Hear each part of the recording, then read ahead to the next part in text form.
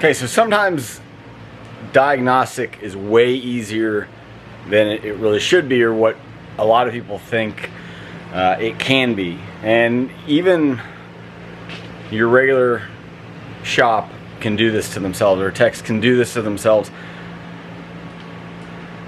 And what I mean by they can do this is they can get a code and just assume that it's a part, or assume it's something else, without really doing any digging. And they may look up the description of the code and they'll let the code tell them what they should do, when in reality you should always question what that code means. And I'm going to go off on a real quick explanation of that. I see people a lot of times get codes, and the code can be for a specific part, or it can be for a circuit fault where it's the modules detecting an issue with the wiring. So basically it'll say circuit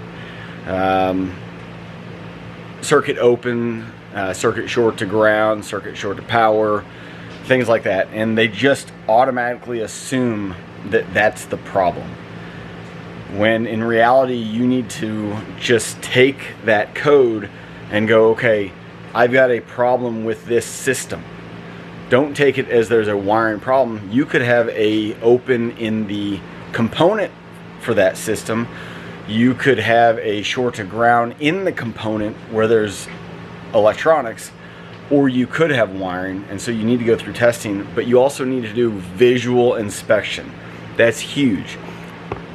This is a 2018 Ford F-350 cab and chassis, and we've got a P2122. The quick description is throttle pedal position sensor switch D circuit low. Okay, I can't tell you what circuit low means because I've actually done a deep dive, and sometimes Ford will give you an explanation of what that is, sometimes it won't. I would suspect that it means short to ground or no voltage where it should be seeing a voltage. I'm not going to go deep on that. I'm just going to use that description. So throttle pedal position sensor switch D circuit low. Well, I know it's something to do with the throttle position sensor.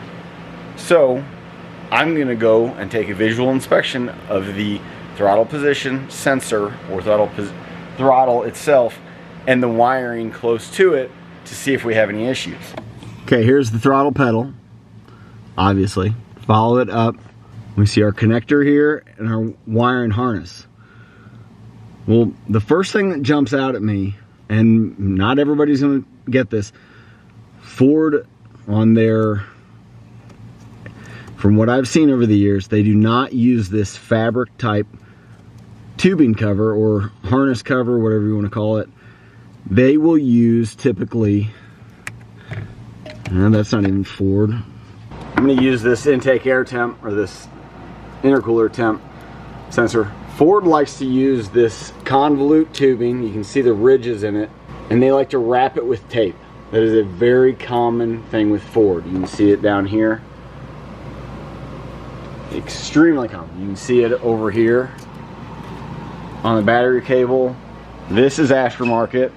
This is aftermarket, as we wouldn't tie in like that.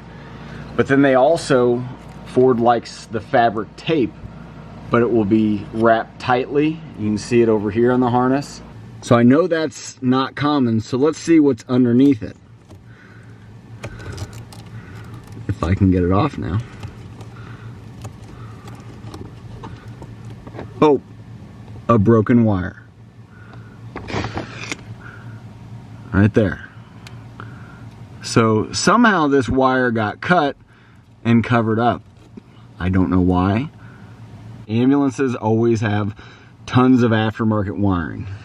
And not everybody knows that. I say thankfully, but where I live, there's a ambulance manufacturer not too far from here, and the dealership I worked at was closely tied with that by family wise for years.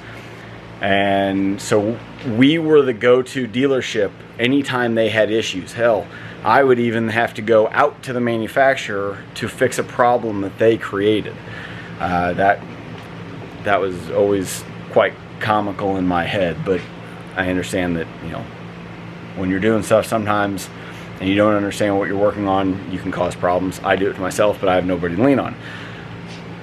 So ambulances have a lot of stuff added to them. Well, while you're putting that stuff in or taking it back out, things tend to get damaged, and I would imagine this wire got cut in the process and it just got forgotten, and they threw this thing out in the lot to be sold and didn't worry about it because they probably already knew they could get a certain amount for it, and that was it.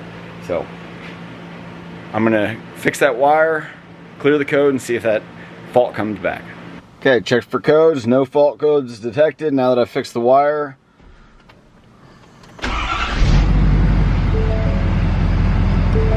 and we no longer have a wrench light on.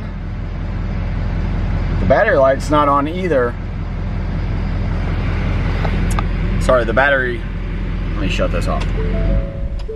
The concern was a check engine light on and wrench light on. And the battery light was on too, but I suspect there's something else going on. But I'd say this puppy's fixed.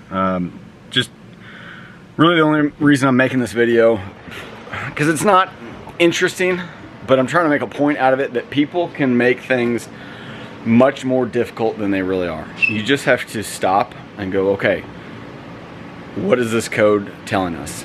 It's telling us it's seen an electrical problem. It's seen a circuit fault. Okay, could that circuit fault be in the component? Could it be in the wiring harness? Could it be in the, you know, the pedal, the wiring harness, the computer? Okay, let's now try to do some testing to gather enough information to make a good diagnosis. Well, you start messing with the wiring harness, and you know on ambulances things are messed with, and we all buy used cars, and people mess with cars and try to fix them themselves and cover things up so people can't tell what they did, and you get a mess. So just dig into things, you know, tug on things, pull on things, not crazy hard, but, you know, just try to get as much information as you can. Thanks for watching. I'll see you later.